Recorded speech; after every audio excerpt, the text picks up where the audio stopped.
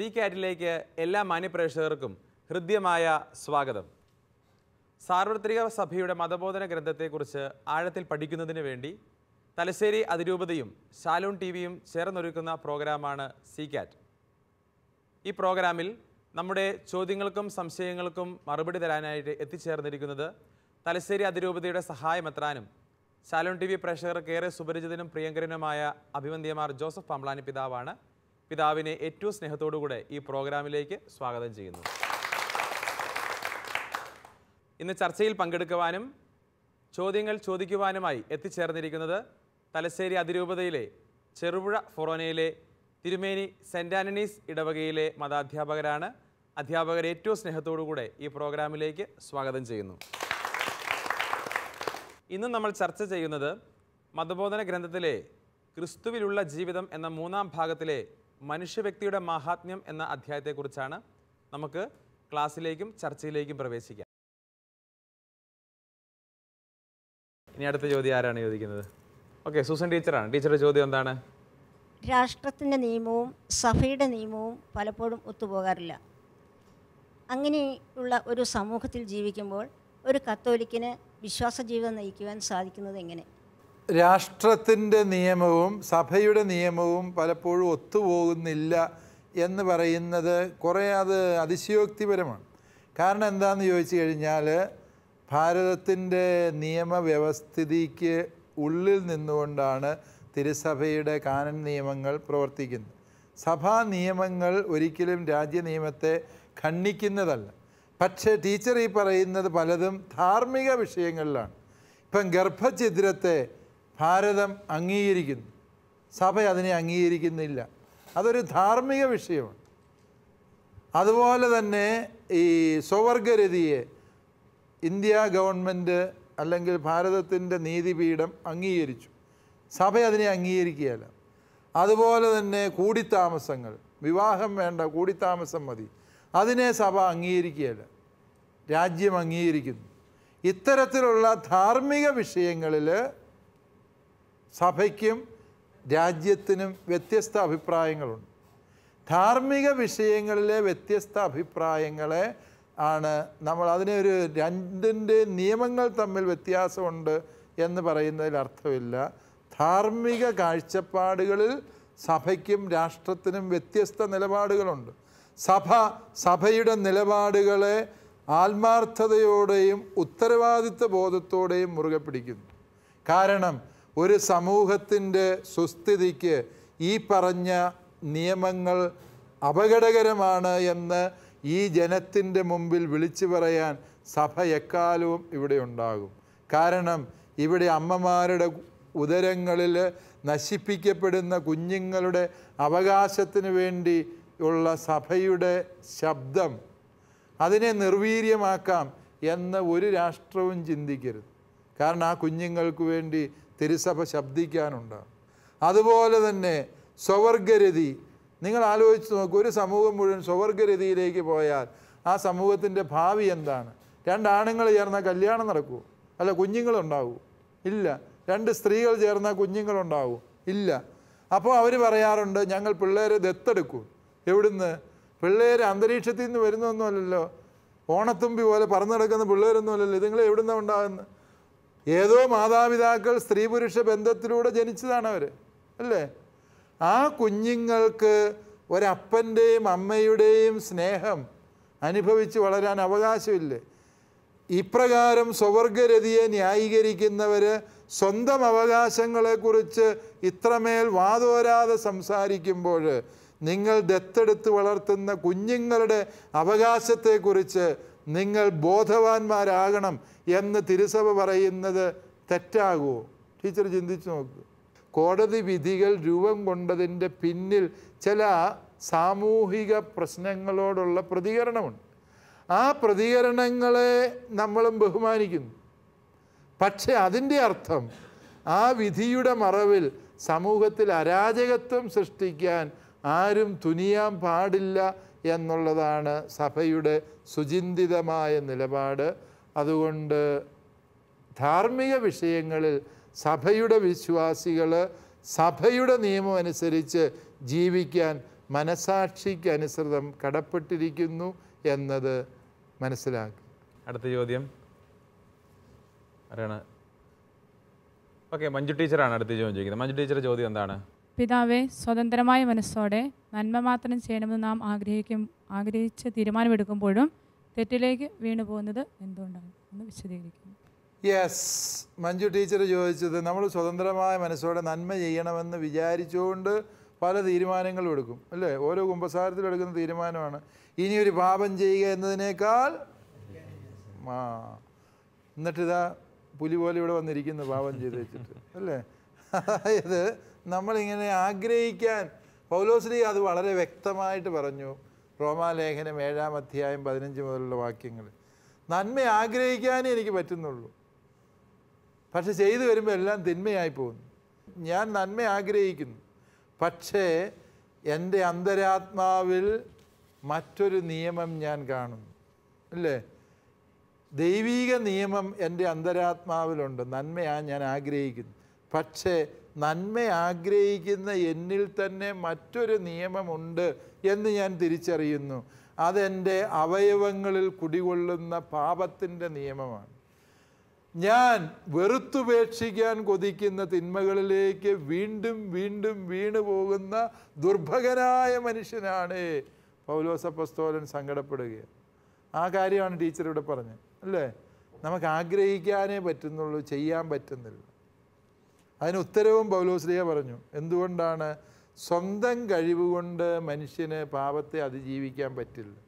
അവൻ രക്ഷയുടെ കരം നമ്മുടെ കർത്താവായ ഈശോ മിശിഹായിൽ നമുക്കായി നീട്ടിത്തന്ന പിതാവായ ദൈവത്തിന് സ്തോത്രം എന്ന് പറഞ്ഞ അപ്പോസ്തലൻ പ്രാർത്ഥിക്കുന്നു. രക്ഷയുടെ കരം ഈശോ മിശിഹായിലൂടെ ദൈവം നമുക്ക് നീട്ടിത്തന്നു. അപ്പോൾ ഇത്തരത്തിലുള്ള ഈ പ്രതിസന്ധി നമുക്ക് തിന്മ ചെയ്യാനും തിന്മയിൽ സന്തോഷിക്കാനും തിന്മ ആവർത്തിക്കാനുമുള്ള ഒരു പ്രവണത മനുഷ്യനുണ്ട്. അതിനെയാണ് തിന്മയുടെ ദുരാശ എന്ന് പറയുന്നത്. ജഡത്തിൻ്റെ ദുരാശ, കണ്ണുകളുടെ ദുരാശ, ലോകത്തിൻ്റെ ദുരാശ എന്നൊക്കെ പറയുന്ന കോൺകുപിഷൻസ് ജന്മപാപത്തിലൂടെ മനുഷ്യപ്രകൃതിയിൽ കടന്നുകൂടിയതാണ് ഈ ദുരാശ എന്ന് പറയും. ഈ ദുരാശയാണ് നമ്മളെ പലപ്പോഴും ഇത്തരം അപകടങ്ങളിലേക്ക് നയിക്കുക. അതിൽ നിന്ന് രക്ഷപ്പെടാനുള്ള വഴിയാണ് എന്ത്? രക്ഷയുടെ കരം പിതാവായ ദൈവം ഈശോ മിശിഹായിലൂടെ നമുക്ക് നീട്ടിത്തന്നിട്ടുണ്ട്. അതുകൊണ്ട് ഈശോയുടെ കരങ്ങളിൽ ഭദ്രമായി പിടിക്കുക, ഈ അപകടത്തിൽ നിന്ന് രക്ഷപ്പെടുക. അതിനേക്കാളും എളുപ്പമുള്ള വഴി, വിജയകരമായ വഴി മറ്റൊന്നുമില്ല മഞ്ജു ടീച്ചർ. ഇനി അടുത്ത ചോദ്യം ആരാണ് ചോദിക്കുന്നത്? ഓക്കെ, ജോജോ സാറാണ്. ജോജോ സാറിൻ്റെ ചോദ്യം എന്താണ്? പിതാവേ, എൻ്റെ വിശ്വാസ സ്വാതന്ത്ര്യത്തെ മറ്റുള്ളവരെ ചോദ്യം ചെയ്യുമ്പോൾ, ഉദാഹരണമായിട്ട് കുമ്പസാരിക്കാനുള്ള എൻ്റെ സ്വാതന്ത്ര്യത്തെ മറ്റുള്ളവരെ ചോദ്യം ചെയ്യുന്നത് ശരിയാണോ? ഇങ്ങനെയുള്ള സാഹചര്യത്തിൽ നമ്മുടെ പ്രതികരണം എന്തായിരിക്കണം? അത് കുമ്പസാരം എന്ന കൂദാശയെക്കുറിച്ച് അടുത്ത കാലത്ത് വിവാദമുണ്ടായത് അതുമായി ബന്ധപ്പെട്ട് ഏതെങ്കിലും വൈദികരെ ഇപ്രകാരം ദുരുപയോഗങ്ങൾ നടത്തിയിട്ടുണ്ട് എങ്കിൽ അത് ആ വൈദികരുടെ കുറ്റമാണ്, അവർക്കെതിരായി ശിക്ഷാ നടപടികൾ സ്വീകരിക്കേണ്ടതും. അതിൻ്റെ അർത്ഥം ആ ഒരു കൂദാശയെ നിരോധിക്കണം എന്ന് പറയുന്നവരുടെ അവിവേകത്തെ നമ്മൾ എന്തിനോടാണ് ഉപമിക്കേണ്ടത് അല്ലേ? കാരണം 21 നൂറ്റാണ്ടുകളായി പരിശുദ്ധ കത്തോലിക്ക സഭയിൽ ഈ വിശുദ്ധ കൂദാശ പരികർമ്മം ചെയ്യും. ഈ കൂദാശ പരികർമ്മം ചെയ്യുന്ന വേളയിൽ ഈ കൂദാശ സ്വീകരിച്ചവരാണ് ഇവിടെ ഇരിക്കുന്ന നിങ്ങൾ, ഈ സ്ത്രീകളല്ല. നിങ്ങളുടെ അമ്മമാരും വല്യമ്മമാരും ഇത് സ്വീകരിച്ചിട്ടുണ്ട്. ഇതിങ്ങനെ ദുരുപയോഗിക്കുന്ന ഒരു വേദിയാണെങ്കിൽ നിങ്ങളുടെ അമ്മമാർ നിങ്ങളെ എങ്ങോട്ട് പറഞ്ഞു വിടുമായിരുന്നു? വിടുവോ? ഇല്ല. നിങ്ങളുടെ അനുഭവം എന്താണ്? കോടാനുകോടി 130 കോടി ജനങ്ങളുള്ള പരിശുദ്ധ കത്തോലിക്ക സഭയിൽ ഈ കുമ്പസാരം എന്ന വിശുദ്ധ കൂദാശയെക്കുറിച്ച് ഒരാരോപണമെങ്കിലും അത് പൗരോഹിത്യം ഉപേക്ഷിച്ചു പോയ വൈദികരെ കുറിച്ച് പോലും നമുക്ക് പറയാൻ സാധിച്ചിട്ടില്ല എന്ന സത്യം ഓർക്ക്. കുമ്പസാരം എന്ന കൂദാശ സഭയ്ക്ക് നൽകുന്ന ഒരു വലിയ കൃപയുണ്ട്. വിശുദ്ധമായൊരു ജനത്തെ, ദൈവത്തിന് സ്വീകാര്യമായൊരു ജനതയെ സജ്ജീകരിക്കാൻ തിരുസഭയെ പ്രാപ്തമാക്കുന്നത് വിശുദ്ധ കുമ്പസാരം എന്ന കൂദാശയാണ്. ആ കൂദാശയെ ഇല്ലായ്മ ചെയ്യുക എന്നത് പിശാചിൻ്റെ ആവശ്യമാണ്. പിശാച് ഈ ഭൂമിയിൽ ഏറ്റവും വെറുക്കുന്ന കൂദാശ ഏതാണ്? കുമ്പസാരമാണ്. കാരണം എന്താ? അവൻ പല വിധത്തിൽ പ്രലോഭിപ്പിച്ച് വശീകരിച്ച് ഒരു വിധത്തിൽ ഒരുത്തനെ കൊണ്ടുപോയി കുഴി ചാടിച്ച് ഒരു പാപത്തിൽ വീഴിച്ചെടുക്കും. അവൻ്റെ മേൽ വിജയിച്ചല്ലോ എന്ന് വിചാരിച്ച് പിശാച് ഇങ്ങനെ സന്തോഷിച്ചിരിക്കുമ്പോഴാണ് ഇവൻ പോയി അനുതപിച്ച് കുമ്പസാരിച്ച് പാപമോചനം നേടി. പിശാചിൻ്റെ കോട്ട തകർന്നു, അവൻ്റെ ആധിപത്യം അവസാനിച്ചു. അതുകൊണ്ടാണ് പിശാച് ഏറ്റവും വെറുക്കുന്ന കൂദാശ കുമ്പസാരം എന്ന കൂദാശ. അതില്ലാതാക്കാൻ സാത്താൻ്റെ സാമ്രാജ്യവും അതിൻ്റെ പിണിയാളുകളും പരിശ്രമിക്കും എന്നുള്ളത് നമ്മൾ തിരിച്ചറിയണം. അങ്ങനെ പരിശ്രമിച്ചവരിൽ ചിലപ്പോൾ ഈ കുമ്പസാരം എന്ന കൂദാശയെ ദുരുപയോഗിച്ച വ്യക്തികളുണ്ടാകും. അവരും പിശാചിൻ്റെ കെണിയിൽ പെട്ടുപോയവരാണ്. കുമ്പസാരത്തെ മനസ്സിലാക്കാതെ അത് എന്നതാണെന്ന് പോലും അറിയാതെ ഇരുന്ന് വിളിച്ചു കൂവിയ ചില വ്യക്തികളുണ്ടാകും. അല്ലെ അതിനെതിരായി ലേഖനങ്ങൾ എഴുതി പ്രസിദ്ധീകരിച്ചവരുണ്ടാകാം. ഇവരൊന്നും ഒരു കാലത്തും കുമ്പസാരിക്കാത്തവരാണ്. കുമ്പസാരം എന്ത് എന്നറിയാത്തവനാണ്. കുമ്പസാരം എന്ന വിശുദ്ധ കൂദാശ ക്രൈസ്തവ വിശ്വാസിക്ക് എത്രമേൽ പ്രാണനു തുല്യം പ്രിയതരമായ കൂദാശയാണ് എന്ന് തിരിച്ചറിയാത്തവരാണ് ഇത്തരത്തിലുള്ള അഭിപ്രായങ്ങൾ പറഞ്ഞിട്ടുള്ളത്.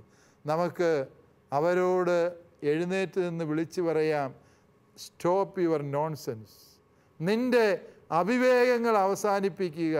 ഞങ്ങളും ഞങ്ങളുടെ സന്തതി പരമ്പരകളും പ്രാണനുള്ള കാലത്തോളം ഞങ്ങളെ വിശുദ്ധീകരിക്കുന്ന ഈ കൂദാശ സ്വീകരിക്കും എന്ന് പറയാനുള്ള ആർജവത്വവും അതിനുള്ള നിലപാടുകളുമാണ് ഓരോ വിശ്വാസിക്കും ഈ കാലഘട്ടത്തിൽ ആവശ്യം. നമ്മുടെ വിശ്വാസത്തിന് വിലയിടാനും നമ്മുടെ വിശ്വാസത്തിൻ്റെ വരപ്രസാദ വഴികളെ അടയ്ക്കാനുമുള്ള സാത്താൻ്റെ ചെയ്തികളെ ബോധപൂർവം തിരുത്താനും തിരിച്ചറിയാനും പ്രതികരിക്കാനും ഓരോ വിശ്വാസിക്കും കടമയുണ്ട് എന്നുകൂടി നിങ്ങൾ മനസ്സിലാക്കി. യെസ്. ഇനി അടുത്ത ചോദ്യം ആരാണ്? ജോബി സാറാണ്. ഓക്കെ, ജോബി സാറിൻ്റെ ചോദ്യം. പിതാവേ, ഒരാളുടെ സ്വതന്ത്രമായ തിരഞ്ഞെടുപ്പ് മറ്റുള്ളവർക്ക് ചിലപ്പോൾ ദോഷമായി ഭവിക്കാറുണ്ട്. ഉദാഹരണത്തിന്, അമിത വേഗത്തിൽ വാഹനമോടിക്കുന്ന ഒരാൾ അയാളുടെ കൂടെ യാത്ര ചെയ്യുന്നവരെ വളരെയേറെ ഭീതിയിലാഴ്ത്തുന്നു. ഇത്തരത്തിൽ സ്വാതന്ത്ര്യം ഉപയോഗിക്കുന്നത് ശരിയാണ്? യെസ്, അതാണെന്ന് പറഞ്ഞാൽ അത് സ്വതന്ത്രമായ തിരഞ്ഞെടുപ്പല്ല ജോബി സാറേ. ഒരു ഡ്രൈവർ 220 കിലോമീറ്റർ സ്പീഡിൽ വണ്ടി ഓടിക്കുക എന്ന് വിചാരിച്ചു. അതിലിരിക്കുന്ന നിങ്ങൾ അല്ലാതെ വണ്ടി ഇടിക്കണ്ട, പേടിച്ച് തന്നെ മരിച്ചു പോകും അല്ലേ? അതാണ് ജോബി സാർ ഉദ്ദേശിച്ചത്. അങ്ങനെ ഒരു വ്യക്തിക്ക് സ്വാതന്ത്ര്യം ഇല്ല. അയാൾ സ്വാതന്ത്ര്യം ഉപയോഗിക്കുകയല്ല, സ്വാതന്ത്ര്യം ദുരുപയോഗിക്കുക ചെയ്തു. കാരണം എന്താ? ഇവിടെ വളരെ വ്യക്തമായ നിയമമുണ്ട്. ഒരു ഡ്രൈവർക്ക് കേരളത്തിൽ ഇവിടുത്തെ ഒരു സംസ്ഥാന പാതയിൽ ഓടിക്കാവുന്ന പരമാവധി സ്പീഡ് എത്ര കിലോമീറ്ററാണ്? 70. ദേശീയ പാതയിൽ 80 കിലോമീറ്റർ. അതിൽ കൂടുതൽ 4 വരി പാതയിൽ 90 കിലോമീറ്റർ ഓടിക്കാമെന്ന്. മലബാറിൽ അതില്ല. അതുകൊണ്ട് ഇവിടെ എല്ലായിടത്തും മാക്സിമം ഓടിക്കാവുന്ന എത്രയേ ഉള്ളൂ? എത്രയാ? 80 കിലോമീറ്റർ. അതിനപ്പുറത്തൊരു ഡ്രൈവർ ഓടിച്ചാൽ അവൻ സ്വാതന്ത്ര്യം ദുരുപയോഗിക്കുക. അവന് ഇല്ലാത്ത സ്വാതന്ത്ര്യമാണ് അവൻ ഉപയോഗിക്കുന്നത്. അവൻ്റെ ആ ദുരുപയോഗം നമ്മുടെ ജീവിതത്തെ അപകടത്തിലാക്കുന്നുവെങ്കിൽ അവൻ്റെ ആ സ്വാതന്ത്ര്യത്തിൻ്റെ ദുരുപയോഗത്തെ തടയാൻ നിങ്ങൾ ഓരോ യാത്രക്കാരനും അവകാശമുണ്ട്. ആ അവകാശം നിങ്ങൾ ഉപയോഗിക്കണം. അല്ലാതെ അവൻ എവിടെയെങ്കിലും കൊണ്ട് എത്തിക്കട്ടെ എന്ന് വിചാരിച്ചുകൊണ്ടിരിക്കരുത്. കാരണം എല്ലാവരും അവരുടെ സ്വാതന്ത്ര്യം നിശ്ചയിക്കപ്പെട്ട പരിധിക്കുള്ളിലാണ് ഉപയോഗിക്കുന്നത്. അതുകൊണ്ടാണ് ഞാൻ നേരത്തെ പറഞ്ഞത്, ഈ സമ്പൂർണ്ണ സ്വാതന്ത്ര്യം എന്ന് പറയുന്നത് ഒരു സങ്കല്പം മാത്രമാണ്. അതൊരിക്കലും പ്രയോഗത്തിൽ വരുത്താൻ പറ്റാത്ത കാര്യം. ഓക്കെ, ഇനി ചോദ്യങ്ങൾ. ഓക്കെ, ജോളി ടീച്ചറുടെ ചോദ്യം. എന്താണ് ടീച്ചറുടെ ചോദ്യം? പിതാവേ, നന്മ ചെയ്യാനും ചെയ്യാതിരിക്കാനും സ്വാതന്ത്ര്യമുള്ളപ്പോൾ ചെയ്യേണ്ടിയിരുന്ന ഒരു നന്മ ചെയ്യാതിരിക്കുന്നത് പാപമാണോ? യെസ്, ചെയ്യേണ്ട ഒരു നന്മ ചെയ്യാനുള്ള അവസരവും സ്വാതന്ത്ര്യവും ഉണ്ടായിട്ടും അത് ചെയ്യാതിരിക്കുന്നത് പാപമാണ്. സിൻ ഓഫ് ഒമിഷൻ എന്ന് പറയും, ഉപേക്ഷയാലുള്ള പാപം, അല്ലേ? വിചാരത്താലും വാക്കാലും ഉപേക്ഷയാലും ഞാൻ പാപം ചെയ്തു പോയി. നമ്മൾ മനസ്താപ പ്രകടനത്തിൽ ചെല്ലുന്നില്ലേ? ഉപേക്ഷയാലുള്ള പാപം. ഇപ്പോൾ ഉദാഹരണം പറയാം, ഞാൻ വണ്ടി ഓടിച്ച് പോവുകയാണ്, അപ്പോഴാണ് റോഡരികിൽ ഒരു മനുഷ്യനെ വണ്ടി ഇടിച്ച് കിടക്കുന്നതാണ്.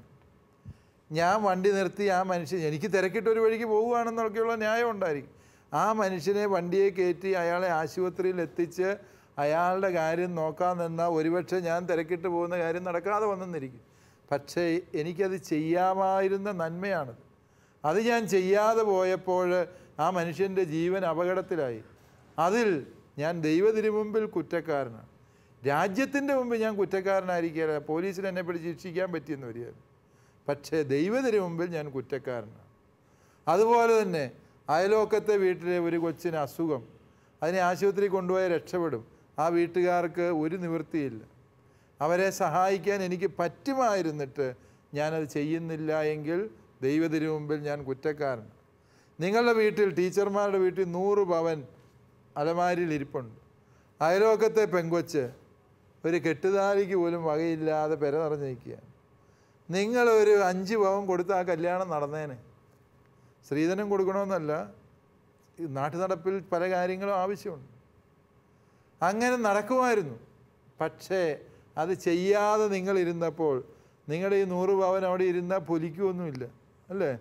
അതേസമയം 5 പവൻ അവർക്ക് കൊടുത്തിരുന്നെങ്കിൽ എന്ത് സംഭവിച്ചേനെ?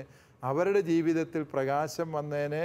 നിങ്ങളുടെ 95 പവൻ കൊണ്ട് നിങ്ങൾക്ക് സ്വർഗത്തിൽ പോവുകയും ചെയ്യാം. ഓക്കെ, ഇനി ചോദ്യങ്ങൾ. ഓക്കെ, ശ്യാമല ടീച്ചറുടെ ചോദ്യം എന്താണ്? പിതാവേ, സ്ത്രീ സ്വാതന്ത്ര്യത്തെക്കുറിച്ച് സമൂഹത്തിൽ വളരെയധികം ചർച്ച ചെയ്യപ്പെടുന്ന വിഷയമാണ്.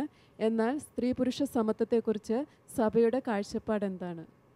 സ്ത്രീ പുരുഷ സമത്വത്തെക്കുറിച്ച് സഭയുടെ കാഴ്ചപ്പാട് എന്ത് എന്ന് ചോദിച്ചാൽ, തീർച്ചയായും സ്ത്രീക്കും പുരുഷനും അവകാശങ്ങൾ ഉണ്ട്, തുല്യ അവകാശങ്ങളുണ്ട്. അത് ഏതേത് മേഖലകളിൽ എന്നുള്ളത് നിർണയിക്കപ്പെടേണ്ടതുണ്ട്. സ്ത്രീയും പുരുഷനും തമ്മിൽ മാനസികവും ശാരീരികവുമായ വ്യത്യാസങ്ങളുണ്ട്, അല്ലേ? അതുകൊണ്ടാണല്ലോ 100 മീറ്റർ ഒളിമ്പിക്സിൽ സ്ത്രീകളും പുരുഷന്മാരും ഒന്നിച്ചല്ല ഓടുന്നത്. ഒന്നിച്ചോടുമോ? ഇല്ല.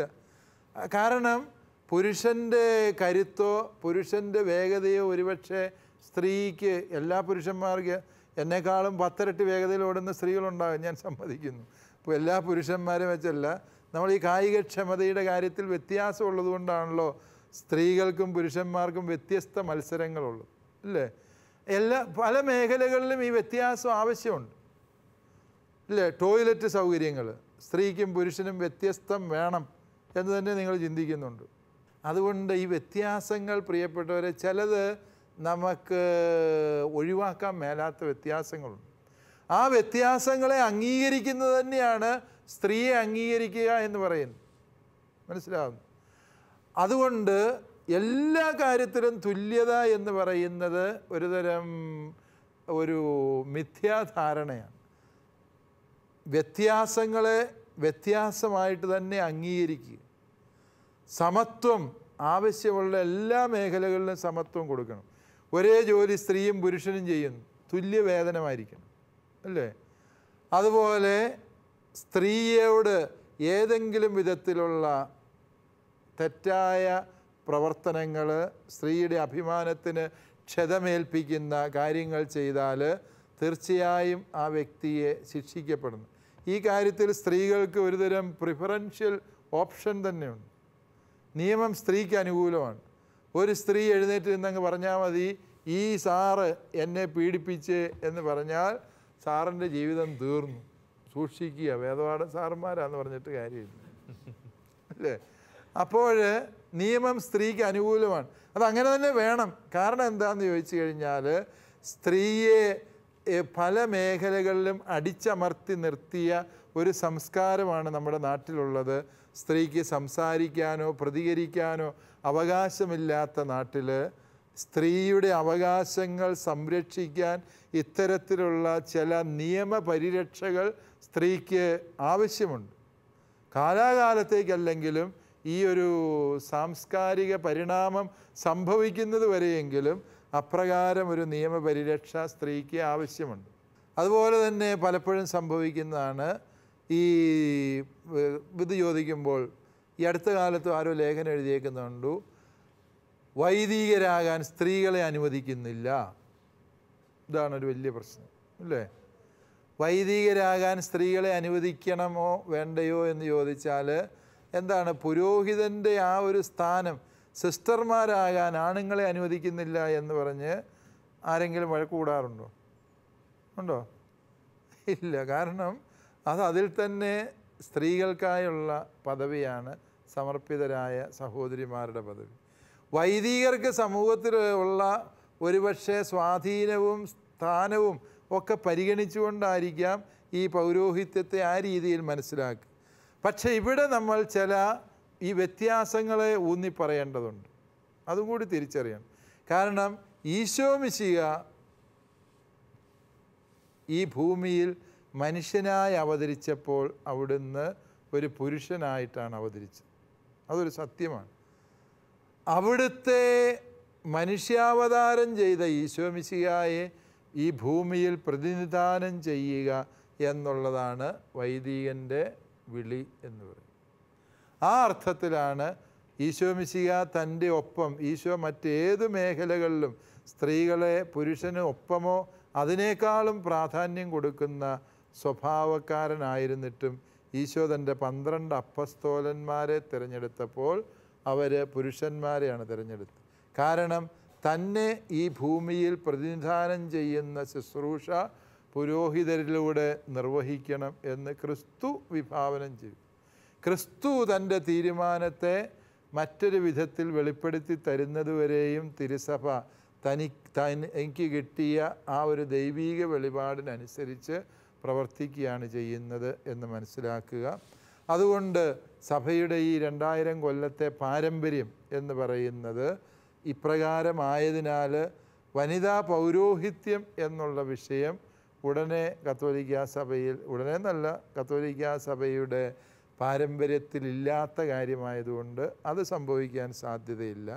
പക്ഷേ സ്ത്രീകൾക്ക് എല്ലാ മേഖലകളിലും തുല്യ അവകാശവും പരിഗണനയും സ്ത്രീക്ക് മാന്യതയും കൽപ്പിക്കപ്പെടണം എന്ന കാര്യത്തിൽ തിരുസഭയ്ക്ക് നിർബന്ധ ബുദ്ധിയുണ്ട്. ഈ മേഖലയിൽ ഏതെങ്കിലുമൊക്കെ വീഴ്ചകൾ നിലനിൽക്കുന്നുവെങ്കിൽ അത് വ്യക്തമായി ചൂണ്ടിക്കാണിക്കാൻ നിങ്ങൾ ഓരോ സ്ത്രീകൾക്കും അവകാശമുണ്ട്. അത് തിരുത്തപ്പെടാനും സമത്വം അനുഭവിക്കാനുമുള്ള അവകാശം സഭയിലെ ഓരോ സ്ത്രീക്കും ഉണ്ട് എന്നതുകൂടി നിങ്ങൾ തിരിച്ചറിയും. ഓക്കെ, അടുത്ത ചോദ്യം ഷേർലി ടീച്ചറാണ്. ടീച്ചറുടെ ചോദ്യം എന്താണ്? പിതാവേ, മതബോധന ഗ്രന്ഥത്തിൽ കർത്താവിൻ്റെ ആത്മാവ് എവിടെയുണ്ടോ അവിടെ സ്വാതന്ത്ര്യമുണ്ടെന്ന് പഠിപ്പിക്കുന്നുണ്ട്. കൂദാശകൾ സ്വീകരിക്കുക വഴി ആത്മാവ് നമ്മളിലേക്ക് കടന്നു വരുന്നുവെന്ന് പറയുമ്പോഴും ഈ ദൈവിക സ്വാതന്ത്ര്യം നമുക്ക് അനുഭവിക്കാൻ സാധിക്കാതെ പോകുന്നത് എന്തുകൊണ്ടാണ്?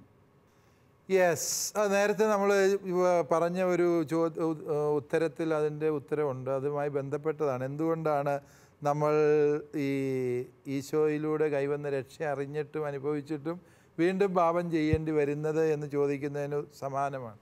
അതിൻ്റെ കാരണം നമ്മളുടെ പരിശ്രമത്തിൻ്റെ കുറവാണ്. ഒറ്റ വാക്കിൽ പറഞ്ഞ് നേരത്തെ പറഞ്ഞ ആ ഉത്തരത്തോട് ചേർത്ത് നിർത്തിക്കൊണ്ട് ഇതിനെ മനസ്സിലാക്കുക. അതായത് നമ്മൾ ഈ കൂദാശ വേണ്ടത്ര ഒരുക്കത്തോടെയും യോഗ്യതയോടെയും പാപങ്ങളിലേക്ക് തിരിച്ചു പോകില്ല എന്ന അടിയുറച്ച തീരുമാനത്തോടെയും ആ തീരുമാനത്തിൽ നിലനിൽക്കാനുള്ള ആത്മാർത്ഥമായ പരിശ്രമവും നമ്മളിൽ ഇല്ലാത്തത് കൊണ്ടാണ് വീണ്ടും നമ്മൾ പാപാവസ്ഥകളിലേക്ക് തിരിച്ചു പോകുന്നത്. അത് കൂദാശയുടെ കുഴപ്പമോ പരിശുദ്ധാത്മാവിൻ്റെ ശക്തിക്കുറവോ അല്ല, മറിച്ച് ആ കൂദാശയോടും പരിശുദ്ധാത്മാവിനോടും സഹകരിക്കാനുള്ള നമ്മുടെ വൈമുഖ്യമാണ് അപ്രകാരം ഒരവസ്ഥയ്ക്ക് കാരണമാകുന്നത്. നിങ്ങളുടെ ചോദ്യങ്ങളും സംശയങ്ങളും ഒക്കെ തീർന്നു എന്ന് വിചാരിക്കുകയാണ് അല്ലേ? നല്ല ചർച്ചയായിരുന്നു അല്ലേ? ഓക്കെ, ഇപ്പോൾ ഈ ദിവസങ്ങളിൽ നിങ്ങളുടെ നല്ല ചോദ്യങ്ങൾക്ക് നല്ല മറുപടി തന്ന, നല്ല ഉത്തരങ്ങൾ നൽകിയ അഭിവന്ദ്യ പിതാവിന് ശാലോൺ TV-യുടെ പേരിലും അതോടൊപ്പം തന്നെ തിരുമേനി സെൻറ് ആൻ്റണീസ് ഇടവകയുടെ പേരിലുമുള്ള ഹൃദയം നിറഞ്ഞ നന്ദി അറിയിക്കുകയാണ്. അതോടൊപ്പം തന്നെ നല്ല ചോദ്യങ്ങൾ ചോദിച്ച, സംശയങ്ങൾ ചോദിച്ച തിരുമേനി സെൻറ് ആൻ്റണീസ് ഇടവകയിലെ എല്ലാ മതാധ്യാപകർക്കും ശാലോം ടിവിയുടെ പേരിലുള്ള ഹൃദയം നിറഞ്ഞ നന്ദി അറിയിക്കുന്നു. സി കാറ്റിലേക്ക് പ്രേക്ഷകരായ നിങ്ങൾക്കും സംശയങ്ങളും ചോദ്യങ്ങളും എഴുതി അറിയിക്കാവുന്നതാണ്. നിങ്ങളുടെ സംശയങ്ങളും ചോദ്യങ്ങളും ചുവടെ കാണുന്ന അഡ്രസ്സിൽ എഴുതി അറിയിക്കുക. To the producer, C-CAT, Shalom Television, Peruvannamuzhi PO, Kozhikode. Pincode 673528.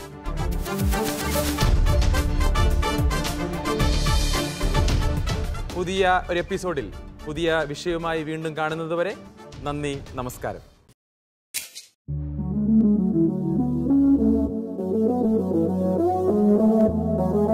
C-CAT പ്രോഗ്രാമിന്റെ മുൻ എപ്പിസോഡുകൾ കാണുവാൻ ലോഗോൺ ചെയ്യൂ www.shalomtv.tv/ccat.